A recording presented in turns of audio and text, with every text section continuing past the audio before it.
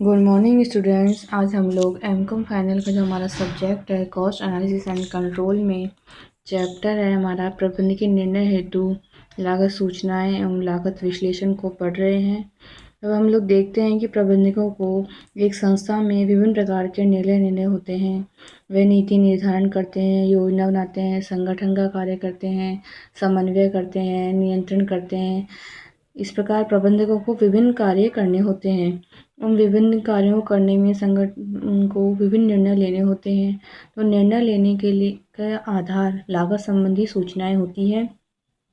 इन सूचनाओं के आधार पर ही उन्हें विभिन्न प्रकार के निर्णय लेने होते हैं। एक प्रबंधक यदि सूचनाएं न हो, समांक न हो उसके पास लागत संबंधी, तो वह अपने जो निर्णय हैं उसके निर्णयों को कुशलतापूर्वक नहीं ले सकता है।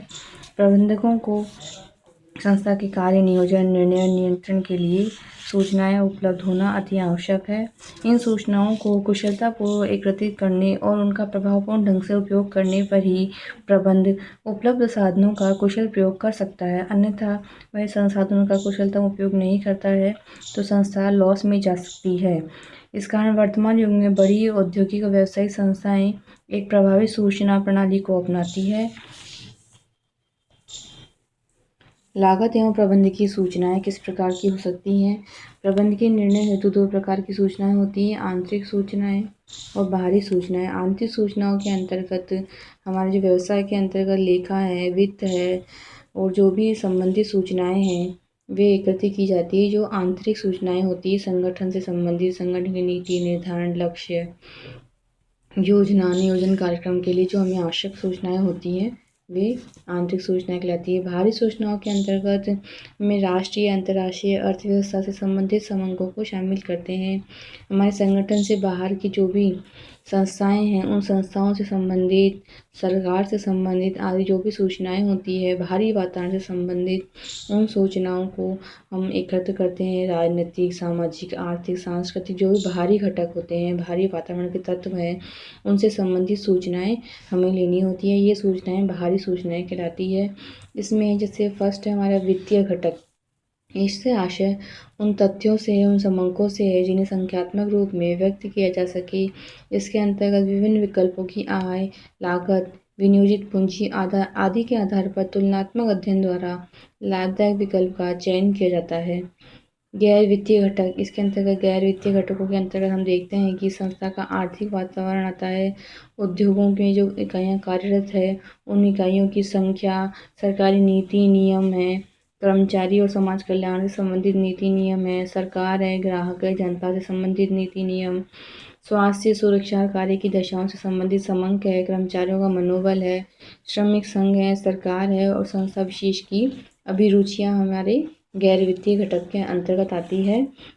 इस प्रकार वित्तीय और गैर वित्तीय हमें दोनों प्रकार के घटकों से संबंधित सूचना एकत्र करनी होती है। लागत संबंधित सूचनाओं के विभिन्न आयाम हैं। प्रबंधकों को अपने कार्य को कुशलतापूर्वक निष्पादित करने के लिए जो सूचनाएं एकत्र की जाती है उसमें महत्वपूर्ण आयाम है कि वे शुद्ध होनी चाहिए, समय से संबंधित होनी चाहिए, प्रासंगिक होनी चाहिए और उनको एकत्र करने में अधिक धन नहीं लगना चाहिए, मितव्ययिता से एकत्र किया जाना चाहिए और जो भी सूचनाएं होती है तथ्य पर आधारित होनी चाहिए और सरल और संक्षिप्त होनी चाहिए। इस प्रकार जो भी सूचनाएं हम एकत्रित करें उन सूचनाओं में इस प्रकार के गुण होना आवश्यक है। अब आगे हम लोग पढ़ते हैं प्रबंधकीय निर्णय। प्रबंधकीय निर्णय से आशय है कि किसी विशिष्ट कार्य मार्ग को उद्देश्यपरक अथवा लक्ष्य रूप में चुनने से है, जिसे व्यूह रचना भी कहा जाता है। प्रबंधक को अनेक वैकल्पिक व्यूह रचनाएं में से कुछ का चयन करना होता है। यदि उसके द्वारा जो चयन की प्रक्रिया है वह यदि ये सही नहीं हो तो वह निर्णय सही नहीं ले पाएगा। इस प्रकार संगठन को सुचारू रूप से चलाने के लिए सही रूप से सूचनाओं को एकत्र करना आवश्यक है, तभी प्रबंधक सही निर्णय ले सकता है। प्रबंधकीय कार्यों में लागत संबंधी सूचनाओं का योगदान। प्रबंधकीय कार्यों में लागत संबंधी सूचनाओं का योगदान। प्रबंधकीय कार्यों में लागत संबंधी सूचनाएं बहुत अधिक महत्वपूर्ण होती है। प्रबंधकों को नियोजन, नीति निर्धारण, संगठन आदि विभिन्न प्रकार के कार्य करने होते हैं। इन सूचना क्या लागत संबंधी सूचनाओं के आधार पर ही वह सही ढंग से नीति निर्धारण और नियोजन कर सकते हैं। अब हम लोग देखते हैं प्रबंधकों के कौन कौन से कार्य हैं और उनमें कौन कौन से लेखांकन के तत्व शामिल हैं। जैसे फर्स्ट है नीति निर्धारण। प्रबंधक को नीति निर्धारित करनी होती है।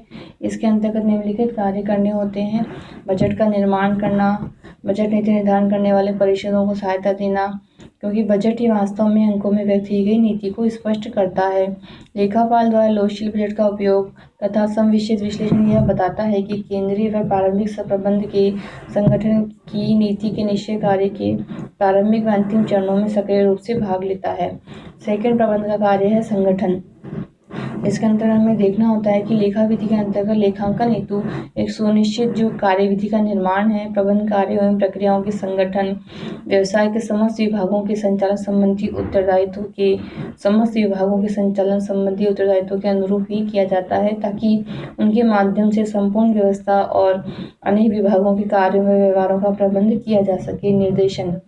थर्ड कार्य है प्रबंध का निर्देशन। तो इसके अंतर्गत हम देखते हैं कि अनेक प्रकार के लागत नियंत्रण के माध्यम, विशेषकर प्रमाप लागतों का प्रबंध कार्मिक वर्गों को अपेक्षित नीतियों के अनुसार करने हेतु निर्गमन निर्देशों को प्रभावकारी बनाया जाता है। निरीक्षण। एक प्रबंध का महत्वपूर्ण कार्य है निरीक्षण। इसके अंतर्गत यह है कि लेखा विधि से यह अपेक्षा की जाती है कि उसके द्वारा तैयार किए गए जो प्रतिवेदन है वह सही रूप में यह झलक मिलती रहे कि प्रबंध क्षेत्र, विक्रय या अन्य क्षेत्र में सही ढंग से कार्य हो रहा है या नहीं हो रहा है, और इसके उस उद्देश्य की पूर्ति हेतु अंकेक्षण द्वारा की जाती है, जिसके अंतर्गत अधिकारी तथा अंकेक्षक दोनों ही यह जांच करते हैं कि जो कार्य है वह पूर्व निश्चित नियंत्रण प्रक्रिया के अंतर्गत हो रहे हैं अथवा नहीं हो रहे हैं। प्रबंधक का नेक्स्ट कार्य है मूल्यांकन करना। परिणामों के मूल्यांकन के लिए सभी कर्मचारियों, प्रबंध संबंधी क्रियाओं की समीक्षा व उन पर उचित निर्णय की व्यवस्था का होना भी आवश्यक है।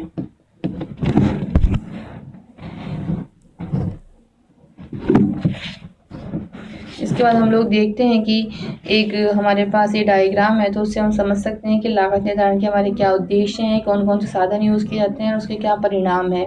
हम लोग देखते हैं कि उद्देश्यों में लागत निर्धारण का मुख्य उद्देश्य है व्ययों पर अपना नियंत्रण करना, मूल्य निर्धारित करना और जो भी नीति निर्धारण का कार्य करना है वह कार्य करना। इसके अंतर्गत साधन है सही इकाई लागत, तुलनात्मक लागत विश्लेषण विधियों का विकास करना, और हमारा अंतिम परिणाम होता है अकुशलताओं का निवारण करना, अधिक सही वित्तीय विवरण को प्रस्तुत करना, परिचालन कुशलता में वृद्धि करना, सामग्री, श्रम, ऊपरी व्ययों पर नियंत्रण करना और प्रबंध का मार्गदर्शन और नीति निर्धारण में सहयोग करना। लागत विश्लेषण की उपयोगिता निम्न चित्र से स्पष्ट रूप से समझी जा सकती है। लागत विश्लेषण की उपयोगिता इस प्रकार है। फर्स्ट, लागत लेखांकन का अभिलेख एवं परिणाम। सेकेंड, हमारा लागत विश्लेषण होगा। लागत विश्लेषण में प्रबंध की कुशलता का मापन किया जाएगा, पूर्व निर्धारित लागतों से तुलना की जाएगी, अनुमानित लागत, प्रमाप लागत, पूर्व कार्य निष्पत्ति। सेकेंड, हमारा लागतों पर नियंत्रण रखना।